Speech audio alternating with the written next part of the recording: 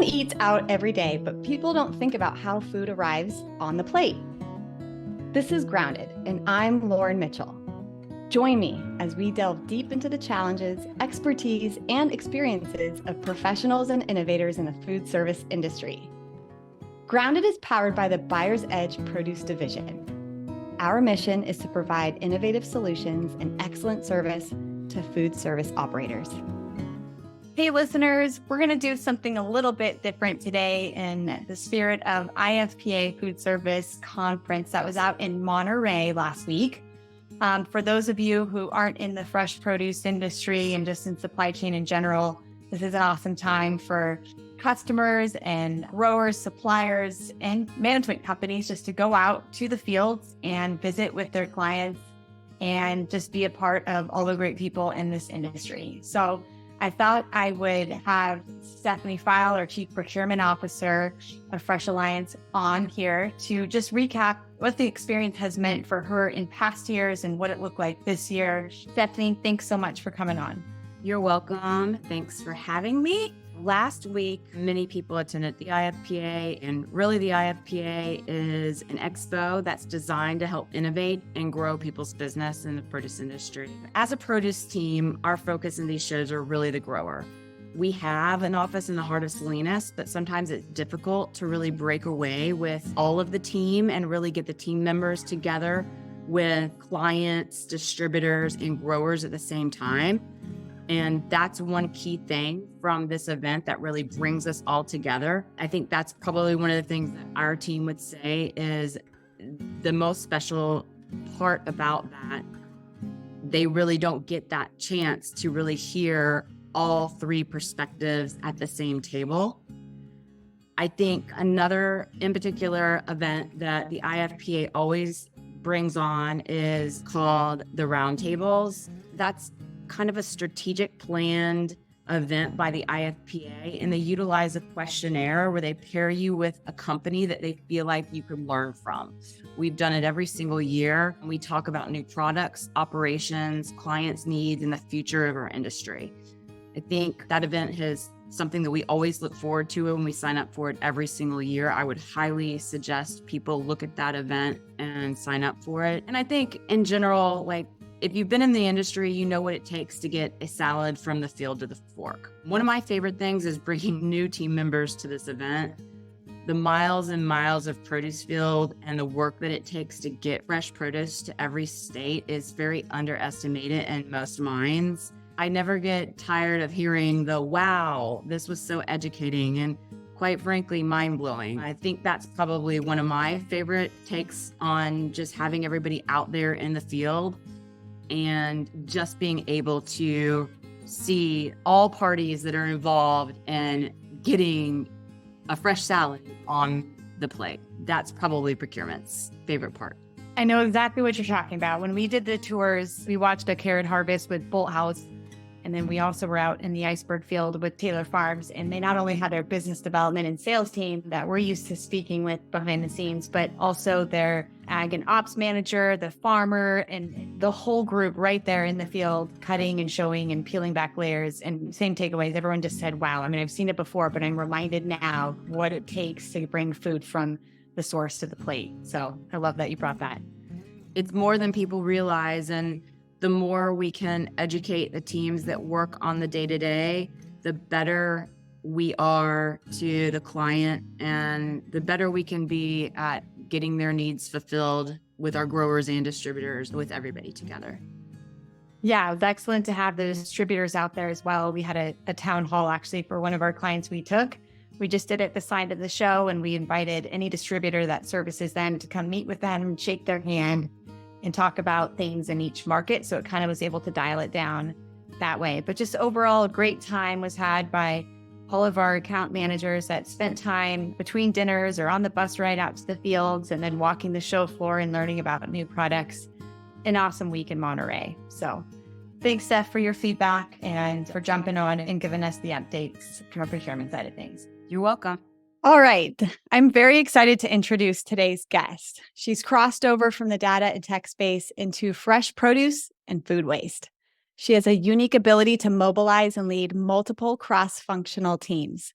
She does whatever it takes to get the job done to meet agency and client expectations, always moving with a sense of urgency and seeing every project through until the finish line.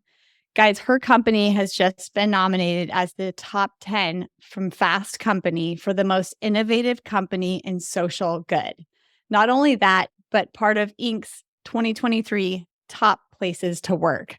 So I'm super excited to hear all about the culture that she's got going on over there and all the good that they are doing to waste less and feed more. Chief Executive Officer at Copia, Kimberly Smith, welcome to the show. Thanks, Lauren. It's such a pleasure to be here, and congratulations on your success with Grounded. This is Thank you. outstanding. Thank you. Yeah, I have had a lot of fun with Grounded. Some of our listeners may not know it's a new journey and endeavor for me, but it's been so fascinating to get to know people throughout the food service industry and specifically into supply chain. So to start off, Kimberly, why don't you tell us a little bit about Copia? Sure. Well, thank you for the kind introduction. So, as you mentioned, I have the honor of serving at the helm of an incredible little company called Copia. And we have built the very first fully automated waste tracking, prevention, and surplus redistribution platform. So what does that mean? Because that is a lot.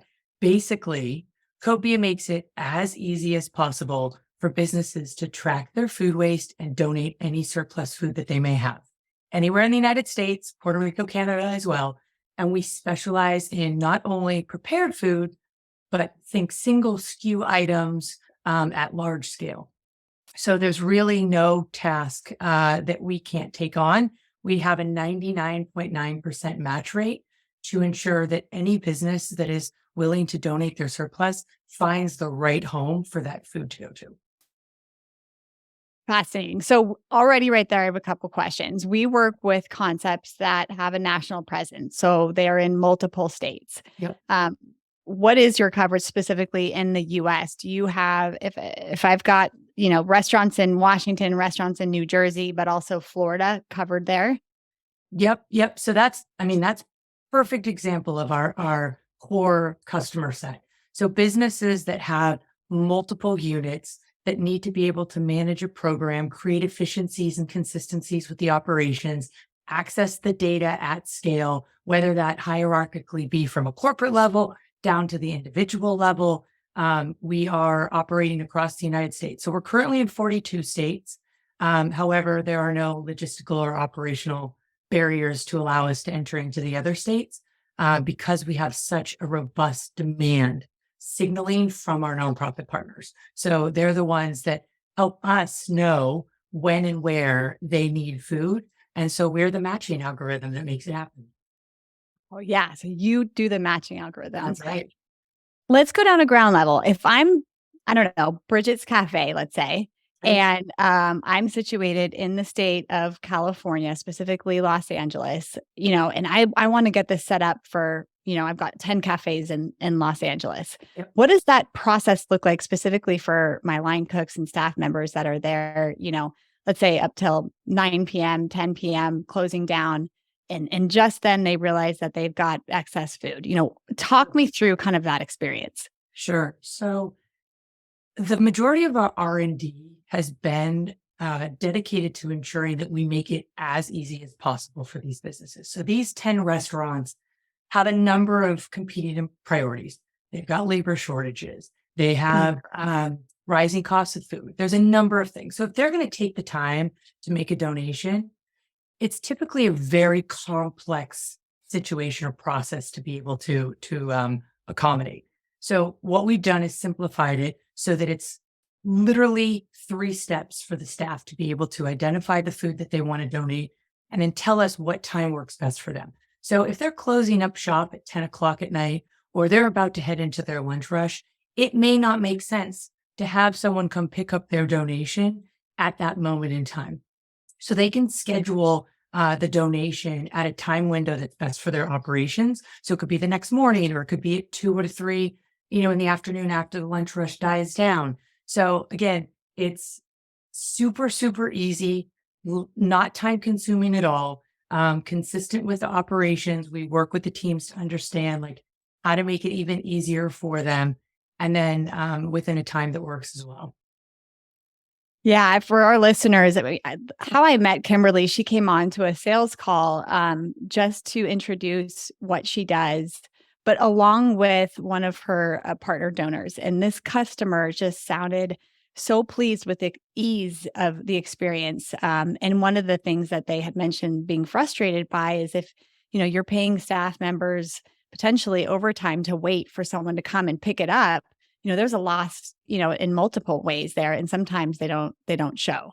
Right. So the scheduling, the pickup is, and again, just hearing it straight from the operator's perspective, actually the supply chain or sourcing manager, and some of the benefits straight to food cost by having some of the insight to, the quantity of food waste that's happening.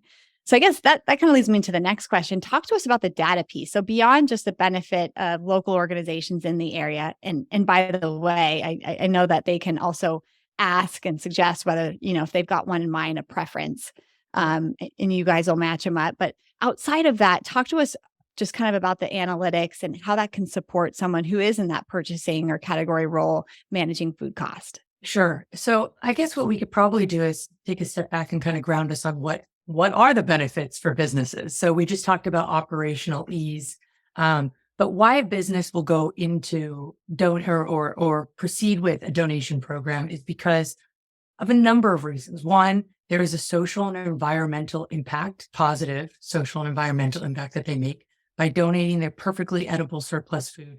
They're building a more equitable foundation for their local communities. They are reducing their carbon footprint because they're diverting this food from landfill. And as we know, food in landfill is a number one methane emitter, which is 80 times more potent than carbon emissions, carbon dioxide as well. There's a financial benefit. So by accessing this data, not only do you get to make more intelligent purchasing and production decisions, because we know that old adage, you can't manage what you don't measure. So by understanding what your waste portfolio looks like, you can set benchmarks to reduce the costs further upstream. But there's also a tax deduction, and that is meaningful as well. So a business that is about to throw away $100 worth of food, and I'm using just like broad strokes at the moment for this example, but if they're going to throw away $100 worth of food, they're going to write off a loss of $100 on their P&L. If they donate that food instead, they can write off up to $200 instead. So when we're thinking about rising costs, with labor and with food and all of these other, financial constraints or burdens, this is an opportunity that you literally, it pays to do good.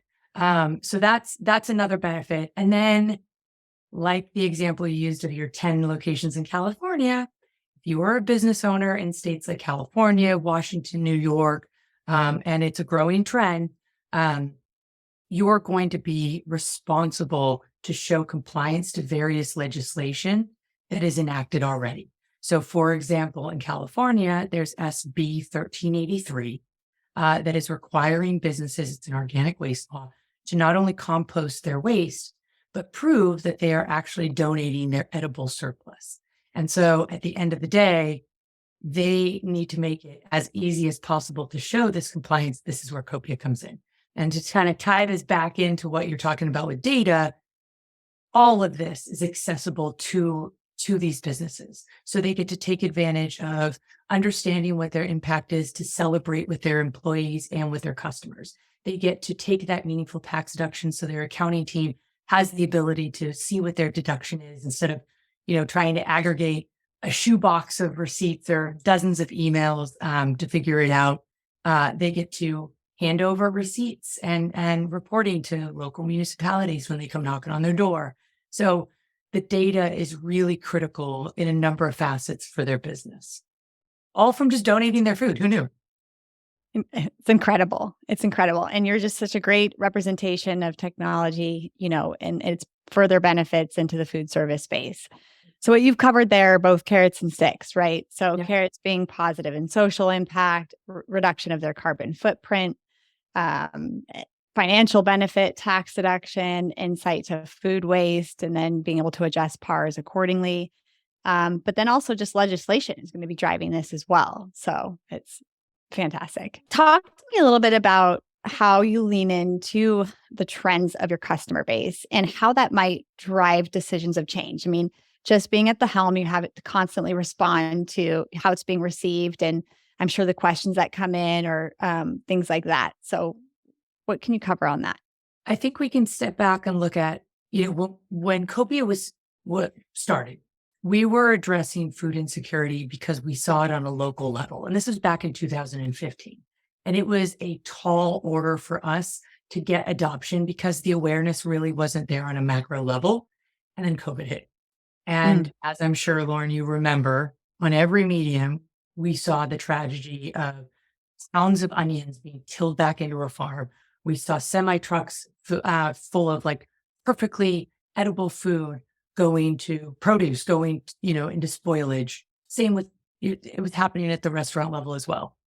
At the same time, we also saw lines a mile long at various food banks and local nonprofits looking for food to feed their family. And it was such a stark juxtaposition, and we couldn't understand why this was happening. And truthfully, the problem hasn't gone away. And food insecurity is still rising. Food waste issues still exist. In fact, according to ReFed, they just came out with their most recent numbers, and ReFed is a leading insight organization into the food and agricultural space. $444 billion of food is wasted in the US every year as of 2021, and 203 billion is from excess food alone. Wow. So it's crazy. So if there's any silver lining coming from COVID, it was a realization and the education that this problem exists, and that we as Copia firmly believe that this is solvable. So going back into those trends that you're asking about, there is an increased awareness and social consciousness surrounding issues of hunger and food insecurity. And because of this, now many companies are actually stepping up and embracing their corporate social responsibility, recognizing the importance of giving back to their communities. It's quite frankly no longer a nice to have. And now, as we already just spoke about with legislation, governments and policymakers have recognized the significance that food donations play in combating hunger and reducing the food waste. So this trend that we're seeing now that's encouraging food donations is implementing various legislations requiring it. So not only are there states that are providing incentives to protect food donors from liability and the tax deduction, but now they're actually, you talked about the carrot and stick, now they're penalizing you if you're not. So, speaking about disruptions that can create opportunities, in your case, legislation, which many would look at as a disruption to how they're going to manage, going forward, yours is in response to that and certainly can help support with that. So it's so interesting. What is one thing that you wish restaurants knew that could help you serve them better? It is easier than you think now to be able to donate your food. And I think there are a lot of businesses. Look, chefs at the end of the day, they get into the business to feed people. They don't want to see their food go to waste. Yeah. So they want to do the right thing. As do farmers and growers, and no one wants to see this. And so if they've tried to do it in the past, the reality is it's probably been quite cumbersome because it's not easy to do. And so one, we want them to know that it is easy now. You can do this. And it won't be a drain on your labor and it will provide a lot of benefits. Yeah. No, I think, that's it's primary right there. It's easier than you think. Absolutely. How about the biggest challenge you're facing in your role or position as CEO right now and how you're tackling it? Everyone wears a lot of hats at Copia. So we're a small team doing a lot of big things. So for me personally, I'm always thinking about either our team or our growth. And I don't think, your listeners, whatever business they are in any vertical within the food and ag space, whether it be distributors and manufacturers down to the restaurants, they're thinking about the same thing. So this, I don't think, is unique to us. We have built an incredible core team. I feel very, very fortunate. You mentioned the Inc. list, the best place to work. That's a validation from our team. And I feel very, very special to be working with them every day. And so for me, as a leader, I am constantly thinking about one, as we grow, how do we maintain this culture? How do we maintain the specialness that we have today at scale? And how do I provide them the resources so that they can do their job more efficiently or better? And so that's what I'm thinking about from a team standpoint. And then how do we scale? So obviously, we're looking to grow our impact. So how do we get more businesses to know about what we're doing? But also at the same time, as we do the right thing and as we get this right for so many businesses, so many other opportunities present itself. So a good problem to have, but nonetheless a problem. And so how do we stay steadfast in our, in our focus and maintaining, a prioritization of what's in front of us so that we can tackle one thing at a time. But we'll get to it all. But how do we keep the guardrails on to protect, what is important today? So lots of things. I don't think it's unique to me. I think that's what just fascinates me about you being a female in that seat, right? That multi-management, multitasking, but also just making sure you're efficient with your time. I mean, right there, you hit the nail on the head, saying steadfast and focus, but also, adapting to, the response of, use cases and as you grow, what people are asking for and needing. So you are a female leader, and there's no doubt that just being a mom, is intertwined with how you lead your team in the workplace. And I'm curious for other mothers and women out there listening, what do you feel are the strengths that you bring into this role? And, maybe speaking a little bit about your leadership style in general. Sure. Well, I'm curious to get your thoughts on this as well, Lauren. As a female parent executive, I believe, and this is my leadership style, so the listeners here today may subscribe to a myriad of other different leadership styles, but what has worked for me and has resonated, it has been the visibility and the self-awareness that I have gained from being a parent. And by no means am I comparing my team to children. They are contributing members of society. They are adults. They have their own families. But similarly, as a leader, it is important that we, one, not only are consistent, but we are also fair. It also needs the authority to be able to make the decisions. So empowering the team with the context, with the lens of what is right for them, whether that be the right age as a parent, like what's the right decision for a child to make at this age that's age appropriate versus like what division or respective responsibilities are you in charge of for the organization, but giving them some guardrails. But the space has been incredibly fulfilling for me to be able to see like how we as an organization have grown leaps and bounds because of that ownership that the team has. And there's a lot of collaboration as well. And I know I've thrown around a lot of words here: consistency, collaboration, fairness, accountability, authority, but it all goes back to trusting your team and surrounding yourself with the right people. And if you are aligned in your mission at the top, then everyone at the organization moves in the same direction. And it's critical at a startup because you're moving very quickly. So that was a lot. I don't know what circle I just took you on, Lauren, but hopefully that was helpful. No, it's very helpful, very relevant. All right, Kimberly. So what are the values just in general Copia is grounded in? We are very fortunate because we are a small team, and we decided early on that we were going to build core values that every single person on our team embodied. We're not 100-person organization or bigger, where when you finally think about core values, the reality is they become aspirational. You're hoping that the team embodies these values because you're so big. Like we had a very unique opportunity to say, we're going to stop in this moment of time. We are going to look around this, virtual room. We're 100% remote now. And we're really going to try to identify what resonates with each person on our team. And it's critical for us that, as I was speaking earlier about the growth of the team and how do we keep what is so special about Copia as we scale, it is critical that we hire around those core values because there are thousands of engineers that can program, Mm-hmm. but how many of them actually are rooted in what we believe in? And I also want to distinguish that core values and culture are actually different for us. Our culture, we have an incredible culture, but our culture is inevitably going to change with each person that comes onto our team because each person is going to bring diverse experience and, knowledge and beliefs and so forth. And so hopefully it continues to be a positive one as we grow, but that's going to evolve. The core values are non-negotiable for us. So we have identified 3. And those 3 are servant leadership. And we went back and forth on this, a sense of gratitude and strong opinions loosely held. And servant leadership, we think about both internally and externally.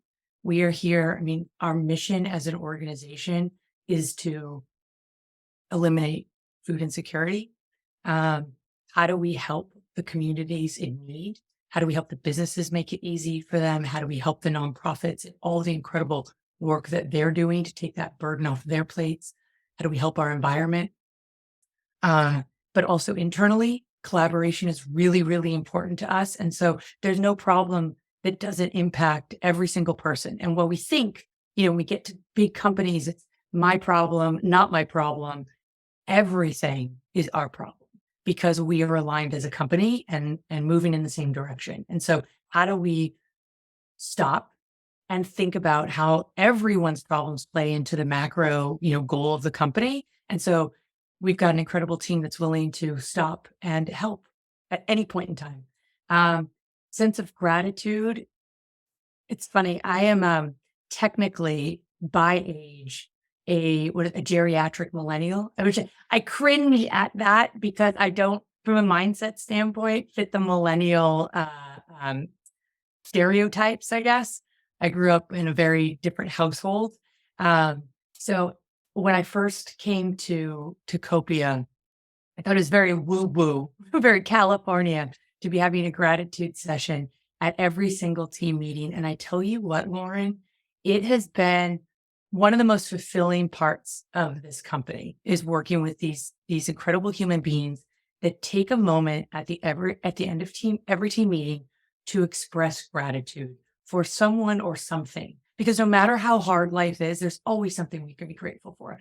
And it will surprise you. So if you are listening and you are thinking about adopting this, it may be difficult in the beginning because it's a little cringeworthy for some people to speak up. You will be surprised. The people that you expect to be the most quiet or to be fearful of speaking have the most gratitude to give. And you come away listening from these sessions with the biggest smile on your face, even if your name isn't even, acknowledged in that moment because of the love that is shared amongst the team. And so that is really, really special. And then strong opinions loosely held. One of our engineers, Chad, mentioned this once in a meeting, and it really resonated. And I think everyone inherently wants to think about the loosely held piece, you don't want to be combative. And that isn't necessarily the case. It's that if you're aligned with your broader mission, and you recognize that an opinion or a decision has been made that doesn't necessarily resonate with you and what you're thinking, if it is aligned with the greater goal, you get behind it. And the strong opinions piece is I want people to have strong opinions. If you don't have a strong opinion, you don't care. So show up every day and care. And not to say that you need to be on your soapbox every moment of the day, but let people know and great ideas come from it.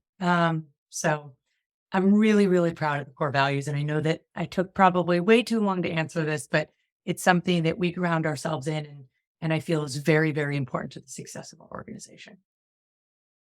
I'm so glad you did. Servant leadership, gratitude, and strong opinions loosely held. I actually have a daily practice of gratitude, so I can speak to just the impact it has in the cadence, right? Doing it every single day, no matter what, starting your day, understanding just the basics. But I've never thought to bring it into the workspace and even just small team group calls. Right. What was I grateful for this morning? I have to check. I text them out. I have to check. Really? Oh, you hold yourself accountable. Accountable. Yes. I love that. I said, grateful I don't have to make a decision rooted in guilt today. How's that? Wow. I feel like we should go on a whole podcast about that. Talk about women leadership and moms, parents. Gosh. I was going to say my husband does something where they bring a dad joke and a fun fact to their circle every day, but I've never thought about gratitude. That's cool. I like that. Maybe we can do that. No one finds me funny at my company, so I think I'm the only one laughing at my own jokes. So I'll just stick to the gratitude. All right, let's talk Futurescape. Where is Copia headed in 2023? And if you could write the agenda for it next 5 years.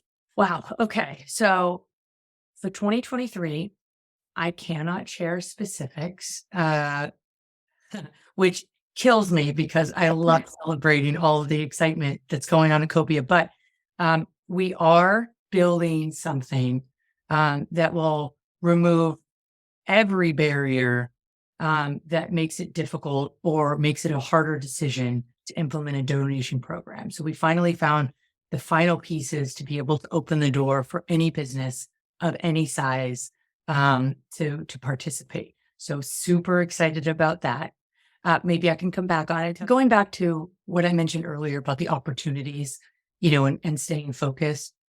There's a lot of different directions that we can go because we have built a surplus redistribution platform. We are connecting supply and demand. And unlike a typical marketplace where we have to find the supply and we have to find the demand, we have the demand. There are tens of thousands of nonprofits raising their hand every day saying, we need, and we understand exactly what those needs are. So if we can start with the most complex first, which is highly perishable food, who's to say that we can't be the platform that helps connect any surplus? So I'm very excited to share it. We've already started with a national retailer. You will be hearing more about it soon because we are still in the pilot phase here. But we are helping them redistribute over-the-counter medicine, household goods, hygiene products, clothing. And so when we think about the reduction of waste in landfill, it extends beyond food. And when we think about equitable access to communities in need, there we go. It's not just food. There's so many other things, basic needs that we have. How can we help fulfill this? And in doing so, give businesses the financial benefit and the feel good that comes with it. So I think there's a lot of opportunity out there for us. I've always loved hearing you talk about what you do. The passion, you just light up. You're certainly in the space suited for you. But you haven't always been. So take me back in time to little Kimberly, college. What did you want to do when you're out the gate? What did you get started in and how did it lead you to where you are today? When I was in college, I wanted to be a sportscaster. Cool. So I interned, and I don't want to take this podcast on too long of a derail here, but at the time, 20 plus years ago, sports broadcasters were not prevalent. I mean, Andrea Kramer was out there leading the charge, but that was the extent. And so realized that wasn't the path for me. Mm-hmm. However, with broadcasting, I love journalism. I love asking questions. I'm so envious of the position that you're in, being able to meet so many people and ask so many questions and learn from people's experiences. I ended up in the advertising space. So I worked for a television station in Los Angeles called KTLA. So if you're out here on the West Coast, Channel 5, and we worked with the Clippers. And so I satiated that fill through that part, and then went over to radio and did the same thing with the Dodgers. I was working at CBS radio station. And it was funny at the time, there was this thing called the internet, and being the youngest person on the staff, they're like, hey, Kimberly, why don't we build a website? You could do that, right? Because that's, of course, what I should do, because at the generation, I know everything about the internet.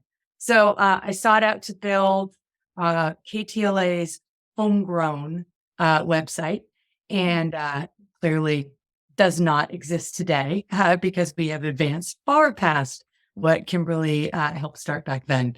And I realized that the internet space and data was really interesting because, again, with data, you get to ask questions. And so I went into the internet advertising media, big data space, and was there for the last, 15 years or so. Had a wonderful career. Didn't feel fully fulfilled. It gave me and our family, along with my husband, and he's in the industry as well, a wonderful life provided for us.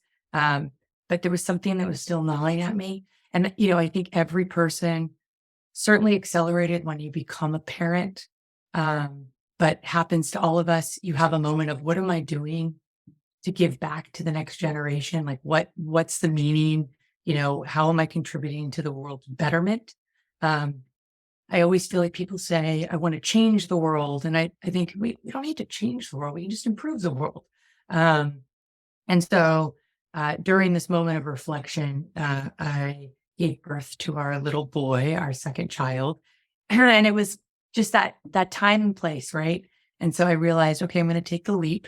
And I was afforded the opportunity to do that. I could take a chance going to a startup with the support of my spouse, and found Copia. And it was the culmination of everything I could have dreamed of.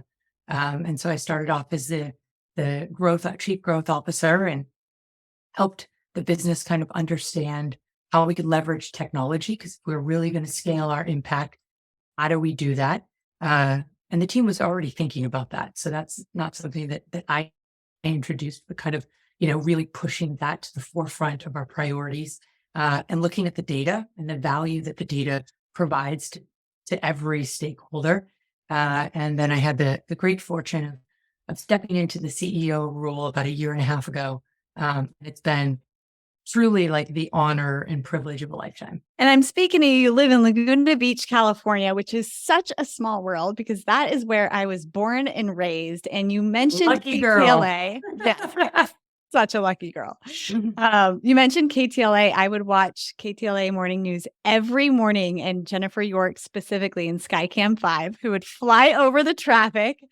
She would wear her hair to one side of her, and I was like, goals. I wanted to be in broadcasting. And then it's so funny where here I am in fresh produce, but I love it. And gosh, this conversation has been spectacular. I so admire, again, the what you have to share in terms of business leadership practices, but also just your journey in sustainability and really bringing it home in a way that is easy to access for our restaurants. So we'll include everything to be able to reach out to this team here at Copia in the show notes, as well as your 3 guiding principles, which I love. We're going to wrap up with a few questions that we always ask each guest, kind of a rapid fire. I've talked about mine. I want to know yours. What is the daily habit that keeps you grounded?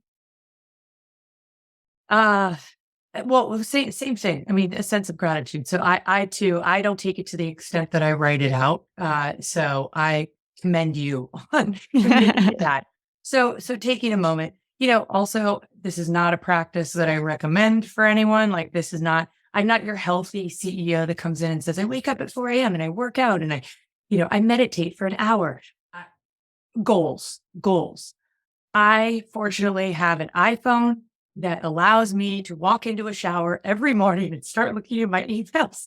And that grounds me for the day to be able to look at what the priorities are for the day and what I got to tackle. So not healthy, but emails in the shower make me more productive every day. Oh, best answer yet. Okay. So that might be the next one here. What? I can't even say this without laughing. What else can you bring into the shower? A cup of coffee? Did you know? That's the habit that keeps you grounded. I don't even want to know the tool or the strategy that saves you the most time, because there it is. You already have it. 2 in 1. You got it. It's a twofer.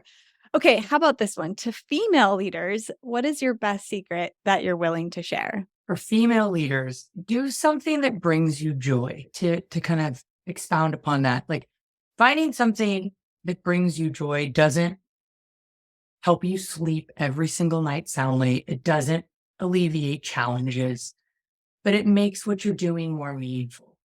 And it's hard to do that. And it's certainly a privilege to be able to do something that brings you joy. But if you can find a way to make it work, I highly recommend it. What else would I recommend? Recognize, have some self-awareness. But I think we offer an apology too quickly to make others feel comfortable.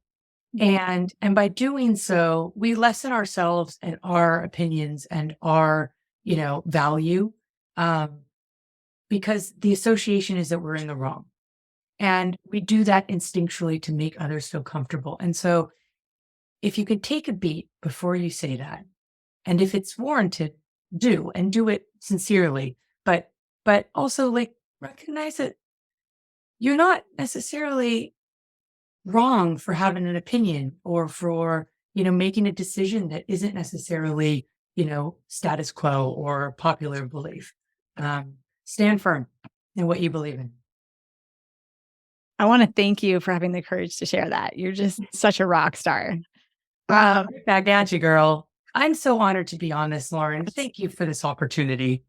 But I think it's true. A lot of people apologize out of that. It goes back to guilt, right? It's a simple decision rooted in guilt. We're like, oh, I'm so sorry. And I think I read somewhere too, where that's sometimes it's a tendency if someone bumps into you or you're walking too close in public, just in that public space where it's like, I'm so sorry. And that's an interesting thing where it's like, it wasn't even born out of COVID. I feel like we're kind of getting too close in each other's lanes. I'm an old school East Coast girl as well. So I will continue to apologize if I bump you because I don't want you to feel like I did it on purpose. I'm also not a small human being. So, so maybe I can work on that as well, Lauren. Stay in your lane. Okay, who's been a mentor for you? Which I'm very curious to hear this one. Who's been a mentor for you and in what way? I am really fortunate. I have some incredible people surrounding me and our team from a business standpoint. Incredible investors and board members and even customers. My teammates, like even the younger generation that comes in and helps me self-reflect and look at things in a different way. But it comes from home first, I believe. Like my father has always been, he was my first mentor, as well as my mother, but in different ways. And when I think about from a business context, I leaned on my father a lot. And I remember my father said to me when I first took my first management role, he says, okay, Kimberly, how many employees, how many teammates are you going to be managing now? I said, Dad, I'm going to be managing 5 people. So excited. And he says, congratulations, Kimberly. You have 5 new problems every day. Why? He says, well, it's no longer about you. It's about the team. And he was also the one that instilled the fairness and consistency. Because if you can be fair and you can be consistent, you're reliable and, so forth. So he was my first mentor. But the one that plays the biggest role in my life is my husband. He's my partner in life. And so he grounds me when crazy Kimberly comes out and I start going down a different path, like, holds up the mirror sometimes, the proverbial mirror when I need it, gives me a moment of pause. And so I'm really thankful that he is in my life. And I think that that's, for anyone that's looking for a mentor, it doesn't have to be formal. You just pick the people, surround yourself with the people that you aspire to be, that hold the values that you believe in, and it'll naturally come. And don't be afraid to ask too. Like, don't be afraid to ask advice. Like, it's scary to show that vulnerability that you don't know something or that you're struggling with a decision. Reaching out to someone to ask them for help, more times, than not, you'll be surprised. They'll want to help and they'll appreciate because they've probably been in your shoes before, being able to help. Yeah. Yeah. I remember hearing from someone, at any chance you get, I mean, there's probably an error to the other side of it too, but any chance you get, ask someone for their advice. People love to be asked. And, I share your sentiment with your father. I mean, my dad's been a huge role model for me in the business context, my mother too, in personal, but for business, my father. And I do, because he's no longer working, I do try and ask him for his advice as often as I can because he loves it. So I remind myself that that's a gift for him. Also real quick, it's funny. We both just did this. We both acknowledged our mothers. Did your mother work? No, not anymore. So did she work? She did. She was a flight attendant. She worked and she was traveling all the time. Right. My mother was an extremely successful professional. And yet we still went to our fathers. And I think this might be the change in the next generation. And we attribute our, appreciation for our fathers and their business leadership. But our mothers worked, and our mothers made sure that we turned out the way that we did and were always there for us. And so, also a shout out to the moms, because I think, because of the sacrifices they made, we now get to show our generation. And it's no longer, one day when our girls are on these podcasts, maybe the first person they go to is their mother as well. So, it's not easy balancing it all. So shout out to my mom. And your mom, Lauren. What's her name? Yes. And my mom, Lauralee. Lauralee. Shout out to you, Lauralee. And I'm going to put a big red bow on it right there. Yeah. I want to send our listeners to where they can connect with you, with Copia. If they've heard something here that interests them further, they just want to bounce questions off of you. Where can they find you? Laguna Beach. In my office all the time. So you can reach out to support@gocopia.com, partnerships at gocopia.com. Check out our website. We're on all the social media platforms as well. COPIA or gocopia.com. And we would love to be able to support any of the needs that are out there for your listeners. So thank you. Kimberly and her team will come on and join. If you've got a client or you want to support this effort to your board, she will join you in presenting what they do and how it's done. So don't feel like you have to take that on yourself. She does a beautiful job at doing it. I love having the source speak, the delivery from the source. So highly recommend that as well. Kimberly, thank you so much. Thank you, Lauren. Thank you to our listeners as well. And gosh, if you've learned something today, if you were inspired by what you heard, please share this episode with someone that you feel can benefit, to a mother, a sister, a friend, gentleman, anyone. And I truly cannot thank you enough. This conversation is exactly what I hoped it would be. Oh, thanks, Lauren. Same here. This has been another exciting episode of Grounded. See you next time. And that wraps up another episode. We have covered a lot of ground today. Thank you for joining. For show notes and our most updated market report, visit us at groundedthepod.com. Grounded is powered by the Buyer's Edge Produce Division. Our mission is to provide innovative solutions and excellent service to food service operators by leveraging technology, talent, and an insatiable appetite to improve.